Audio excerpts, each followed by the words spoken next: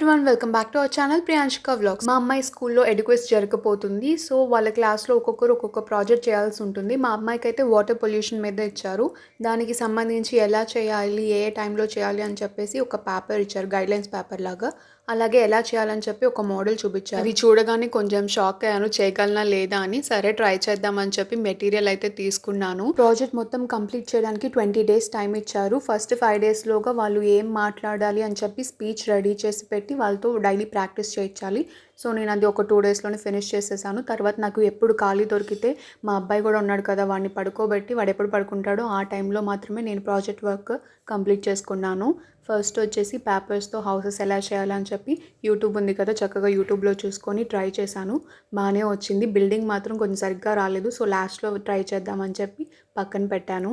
తర్వాత థర్మాకోల్తో base prepare చేసుకున్నాను. ఆ తర్వాత ఇంట్లో ఉండే అట్టం పెట్టితో పాటు రీసైకిల్ బిన్స్ లాగా చేసుకొని, అలాగే వేస్ట్ పోయే పైప్ లాగా తయారు చేసి పెట్టుకొని వాటి కలరింగ్ అంతా వేసుకున్నాను. ట్రీస్ చేయడానికని ఐస్ క్రీమ్ స్టిక్స్ తీసుకుంటే వాటి ప్యాకెట్ మొత్తం తీసుకోవాలని చెప్పాడు. సో చాలా మిగిలిపోయినాయి. వాటితో ఏం చేయాలని చూస్తే యూట్యూబ్లో వీడియో ఉంది, బోట్ చేయొచ్చు అని చెప్పేసి.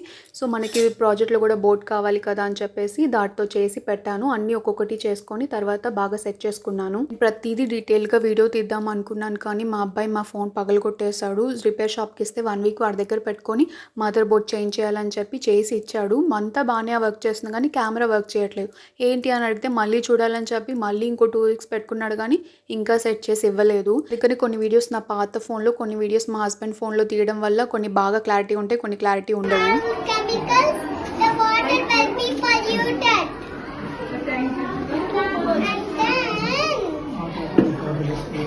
If the water gets polluted, it's dangerous for aquatic animals and it's not safe for drinking.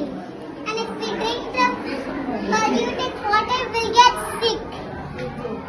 And then, to solve the water pollution, we have to use recycle and non-recyclable garbages. And then recycle means we can use it again and again and again. Non-recycle means we can't use it. And then, as you move on with non-recycle means we can't use it.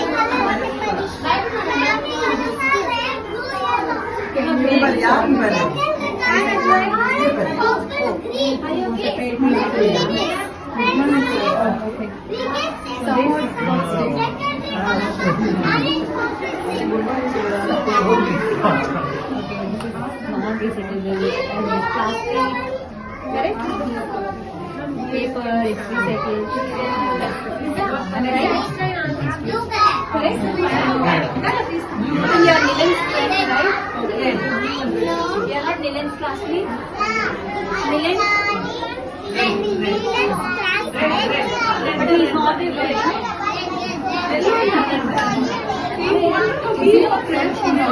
he used to tell me when Anshika, she was good girl. They have medicinal why? So the stage, they said nice that but it's important now. What do you feel? Just like you did this garden beautifully, we have to do the same material. So we can reduce water pollution. Thank you.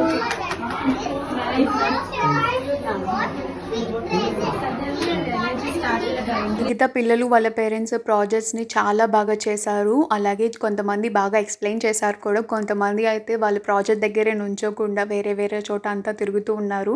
ఇంతకీ వీళ్ళు ఏ class పిల్లలు అనుకుంటున్నారు? వీళ్ళు just LKG UKG స్టూడెంట్సే. వీళ్ళని ఇప్పటి నుంచి projects చేసి explain చేయమంటే వాళ్ళు మాత్రం ఎక్కడ ఉంటారు? ఈ ఏజ్లో వాళ్ళు అటు ఇటు తిరగడమే చేస్తూ ఉంటారు కదా. ఇంకా మొత్తం అంతా పేరెంట్స్ చూసుకోవాల్సిందే. నేను చదువుకునేటప్పుడు ఫస్ట్ ప్రాజెక్ట్ చేయడం స్టార్ట్ చేసింది 7th 8th standardలోనే. అది కూడా జస్ట్ చార్ట్ మీద స్టిక్కర్స్ అంటించి మ్యాటర్ రాయడం వరకు. ఇలా మోడల్స్ చేయడం అంతా లేదు. ఇలా చేయాలి అంటే ఏదో ఎగ్జిబిషన్ లాగా పెట్టేవాళ్ళు, అప్పుడు ఇంట్రెస్ట్ ఉన్న వాళ్ళు నేమ్స్ ఇచ్చేవాళ్ళము అంతే.